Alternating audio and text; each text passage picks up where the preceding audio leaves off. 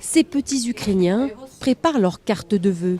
Mais dans un pays en guerre, la liste au Père Noël est forcément un peu particulière. Notamment pour Alexis, 9 ans, qui a perdu son père au combat. J'ai écrit à ma maman. Je te souhaite une bonne année, de l'argent, une longue vie et surtout de garder ton sourire. Oui, ma maman chérie. Comme son copain Timour, il vient de Boutcha. Tous les deux ont perdu leur père soldat au début de la guerre alors qu'ils défendaient la ville. Quelques affaires personnelles sauvées à la hâte. Dans le lit d'Alexis, une peluche qui ressemble à son chat Lucas qu'il a dû abandonner. Beaucoup de parents vont à la guerre.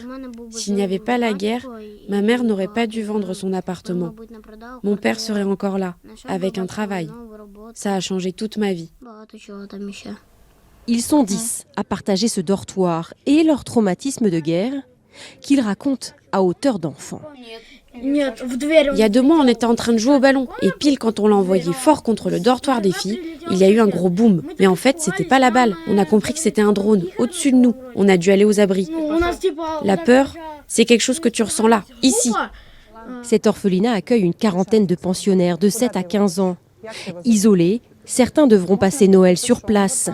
Et pour s'occuper d'eux, Oksana, une ancienne psychologue.